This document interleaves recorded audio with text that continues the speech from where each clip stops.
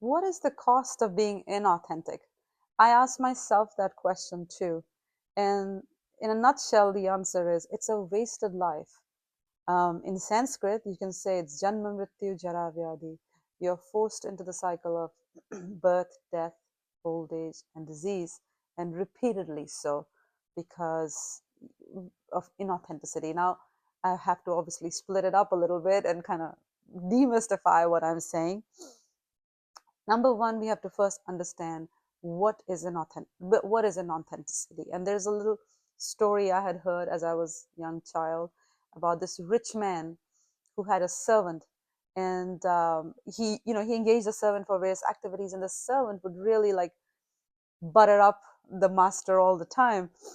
And one time the rich man kind of asked him, what do you think about a potato?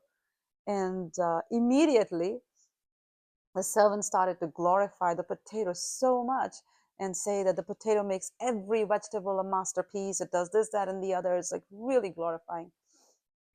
And the rich man heard it and he said, yeah, that's true, but I really don't like that vegetable.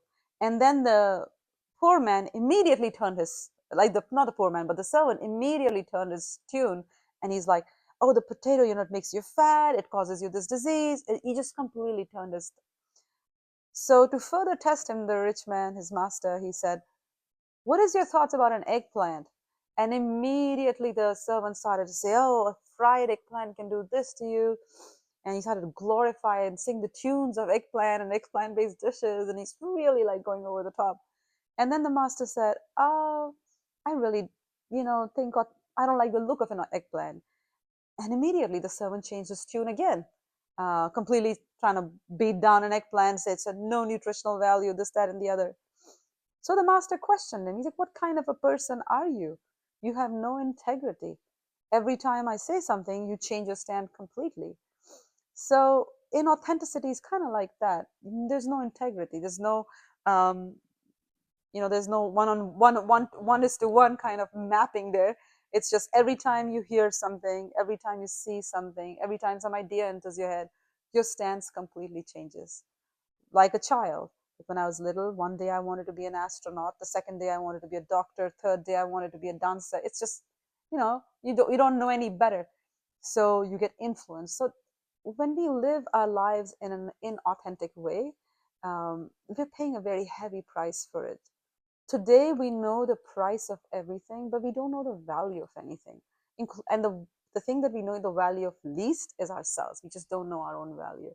So it's almost impossible to be inauthentic. And let me kind of give you another example, like the moon's round. But if someone gets their knowledge of the moon and its shape from the pond in which it's reflected, then they're set for some sort of a failure in life, because based on the stones thrown in the pond and the ripple pattern, the moon may look oblong, it may look, shaky or something, and the person may build their world thinking the moon's a shaky thing, or the moon's an oblong structure, or it's a square, or it's this or that. But the actual moon is completely unaffected by the reflection, and their reality and whatever they create around the reflected reality is not sustainable.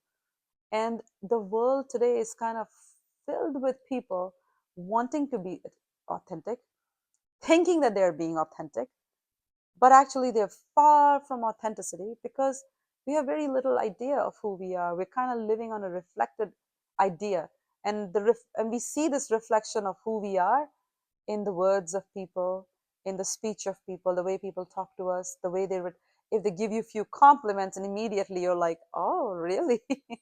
So there's a story of a jackal and a crow, and the crow had a really nice cookie, and the jackal wanted it, and the crow would not give it away. But the jackal was sly. He said, oh, dear crow, you have such a nice voice, and this and that. And immediately the crow is like, opened the mouth, started to sing. And the jackal got the cookie and went, anyways, these are like silly tales from for children. But at the same time, we are kind of like that. We see the reflection of who we are in the words of people, in the verification that we get from society, from friends, relatives. And this is kind of the shaky vision, like the reflected vision of the moon on water. It's not the real you. And just because we want to be authentic, we're not, doesn't mean we are being authentic. Our idea of self is based on what the mind projects to us, what our mind projects to us. And the mind's nothing but a river of desires, and whatever you see on it is reflected.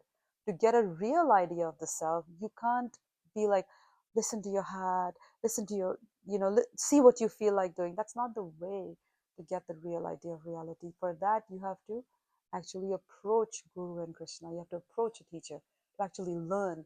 And for that, you have to see that you don't know. Sometimes we can't even come to that point. Just like gold, there's so much gold in the earth, right? There's so much diamond.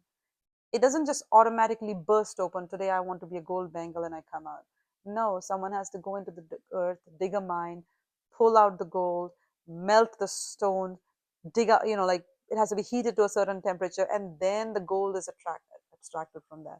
And it has to be a certain temperature because the it just won't work if you just randomly like expect gold to come out. In the same way, we want to be authentic and we think we'll just close our eyes and meditate and we'll know who we are. It doesn't work like that. It doesn't, we don't just sprout out our authenticity.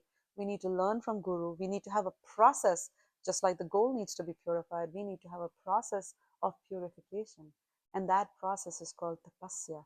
So human life is meant to be authentic, but the process of being authentic is actual tapasya. Tapasya means you actually voluntarily take on a process of purification for the service of the Supreme. In that way, our real self comes out. And our real self, and this is a turning point.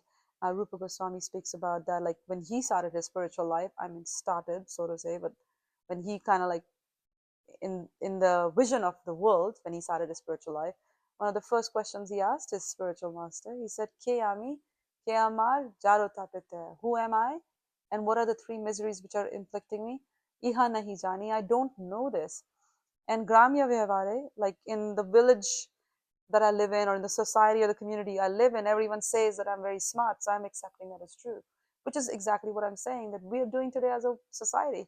We're just seeing, trying to find ourselves in the reflection of people's words, actions, society's verification, and that's not the real way of finding the real self. So please try to approach a genuine spiritual teacher. Please try to read from the Bhagavad Gita, spiritual text, which actually give you knowledge on how to recognize a genuine teacher. Then you can have an authentic